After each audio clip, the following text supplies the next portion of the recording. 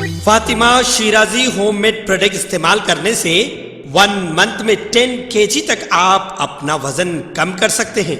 Golden heights colony, pillar number 213, Rajendra Nagar, Hyderabad. Sach news के बैनुल-अक़वामी खबरनामे में आप सबका इस्तकबाल है। आज की सबसे बड़ी खबर आ रही है ईरान से, जहां पर ईरान ने दुनिया को पहली बार दिखाया है मेराज 504 आत्मघाती ड्रोन। 100 किलोमीटर तक दुश्मन का बचना मुश्किल है। ईरान ने ऐसा ड्रोन लॉन्च किया है।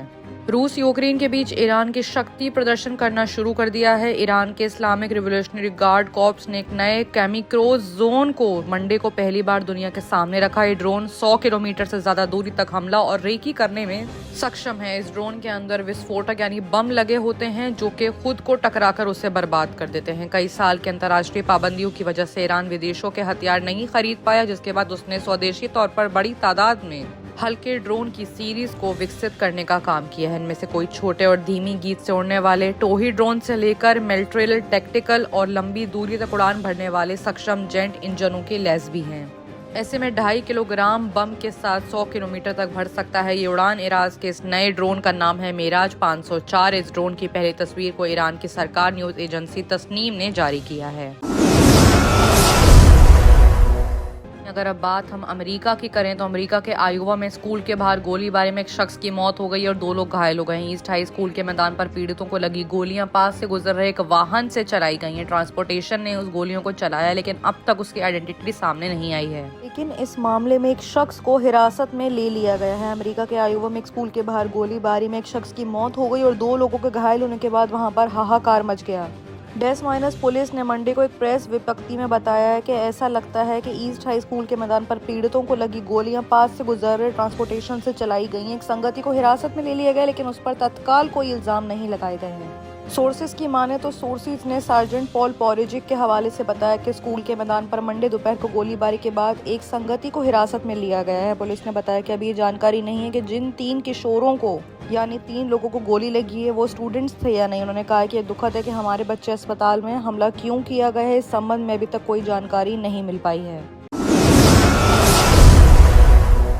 अब अगर बात यूक्रेन की करें तो यूक्रेन में राष्ट्रपति वोलोदिमीर ज़ेलेंस्की ने फिर दिखाई अपनी दलील। उन्होंने वीडियो में कहा है कि ना मैं छुपा हूं ना डरा हूं। जी हां, राष्ट्रपति ज़ेलेंस्की ने रूस की सेना पर ये इल्जाम भी लगाया कि बचकर भागने की कोशिश कर रहे नागरिकों पर रूसी सेना हमला कर रही है। यूक्रेन के राष्ट्रपति वोलोदिमीर ज़ेलेंस्की ने फिर से कहा है कि वो बिना डरे यूक्रेन की राजधानी कीव में ही मौजूद है। ज़ेलेंस्की का ये बयान ऐसे वक्त पर आया जब रूस की सेना ने यूक्रेन के कई शहरों पर गोलीबारी तेज कर दी है। रूसी सेना उत्तरी और पश्चिमी इलाकों से राजधानी कीव में घुसने की कोशिश कर रही है। ज़ेलेंस्की ने अपने आधिकारिक इंस्टाग्राम पर एक वीडियो जारी किया है कि मैं कीव में हूँ, बकोवा स्ट्रीट पर।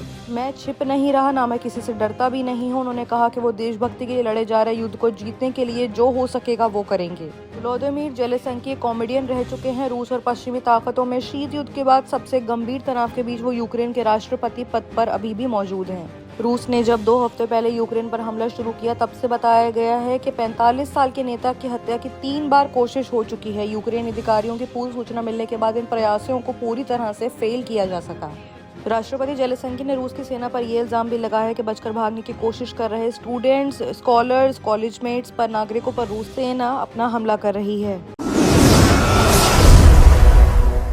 अब अगर बात चीन की करें तो चीन ने हिंदुस्तान को बताया भाई, कहा कि साथ चलने में दोनों को फायदा होगा। बीजिंग यानी चीन के विदेश मंत्री वांग यी ने मंडे को कहा कि उनके देश और भारत के पिछले कुछ साल में संबंधों को थोड़ा मुश्किलों का सामना करना पड़ा है। उन्होंने कहा कि सीमा संबंधी मतभेदों पर समान स्तर पर वार्ता होना चाहिए ताकि एक उचित हल निकल सके।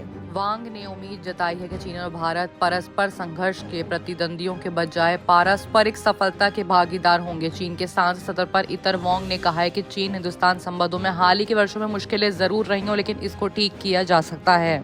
इतना ही नहीं, उन्होंने अमेरिका पर भी निशाना साधा। उन्होंने एक सवाल के जवाब में कहा कि चीन और हिंदुस्तान के प्रतिद्वंदियों के बजाय साझेदार होना चाहिए। उन्होंने कहा कि कुछ ताकतों ने चीन और हिंदुस्तान के बीच हमेशा तनाव पैदा करने की कोशिश करी। उनका इशारा अमेरिका की तरफ था। इतना ही नहीं, वांग ने दोनों पड़ोसी देशों के बीच सीमा संबंधी मुद्दे और उनके संबंधों पर एक पक्ष में उत्तर में कहा है कि चीन और हिंदुस्तान के रिश्तों में पिछले कुछ सालों से भले ही कितनी रुकावटें आई हो, लेकिन दोनों देश और उनके लोगों की बुनियाद हित में नहीं है। विदेश मंत्री एस जयशंकर ने पिछले महीने कहा था कि सीमा पर सैन्य बलों को नहीं भेजने के समझौते का बीजिंग द्वारा उल्लंघन किए जाने के बाद चीन के साथ भारत का रिश्ता इस वक्त बहुत मुश्किल दौर से गुजर रहा है। इतना ही नहीं, यूक्रेन रूस युद्ध के बीच स्टेट बैंक इंडिया का भी बड़ा फैसला आ चुका है। एसबीआई ने रूसी संस्थाओं की ट्रांजैक्शन पर रोक लगा दी है। भारतीय स्टेट बैंक ने यूक्रेन रूस के बीच जारी युद्ध को देखते हुए रूसी संस्थाओं के ट्रांजैक्शन पर रोक लगा दी है। वहीं अगर बात नेटफ्लिक्स की करें तो नेटफ्लिक्स ने भी रशिया में अपना चैनल पूरी तरह से बंद करवा दिया है। जो लोग पैसों से सपोर्ट नहीं कर पा रहे हैं वो इकोनॉमी डाउन करके भी यूक्रेन को सपोर्ट कर रहे हैं। सोर्सेस ने यह भी बताया कि इसको लागू करने के बाद बैंक के सर्कुलर जारी करा है, क्योंकि बैंक को डर है कि कहीं इन संस्थाओं और क्षेत्रों पर लगे अंतर्राष्ट्रीय प्रतिबंधों का असर बैंक पर ना हो जाए। बैंक ने कहा कि अमेरिका, यूरोपीय संघ, संयुक्त राष्ट्र की लिस्ट में शामिल संस्थाओं, बैंकों, पोर्ट और जहाजों से जुड़े किसी भी ट्रांजैक्शन को पास नहीं किया जाएगा, भले वो किसी भी करेंसी से संबंधित हो। बाकी की तमाम खबरों के लिए देखते रहिए Sach news. Ghazi kidney centre and multi speciality hospital, गुर्दे और बवासीर के इलाज का 40 साल मशहूर हॉस्पिटल, जहां हजारों पेशेंट्स क्योर हो चुके हैं। Doctor Husaini international national award winner और दूसरे डॉक्टर्स और लेडी डॉक्टर्स की जेर खिदमत गुर्दे के तमाम अमराज का मुकम्मल ट्रीटमेंट किया जा रहा है। गुर्दे फेल हो चुके हों, डायलिसिस करवा रहे हों, याद रखिए डायलिसिस कोई इलाज नहीं, इससे 1% भी गुर्दे रिकवर नहीं होते। हाँ, डायलिसिस टेम्पररी रिलीफ दे सकता है, लेकिन हमारे ट्रीटमेंट से गुर्दे फिर से फंक्शन में आ सकते हैं। गुर्दे श्रिंक हो गए हों या सिस्ट हो, गुर्दे की पथरी हो, कैसी भी गुर्दे की तकलीफ हो, या पाइल्स यानी बवासीर, चाहे ब्लीडिंग हो या कोम, बगैर ऑपरेशन मुकम्मल क्योर ट्रीटमेंट का एक ही centre, Ghazi kidney centre, DLRL main road, opposite Vikas high school, Chandrayan Gutta, Hyderabad. Cell 9966930824 या 9391326261।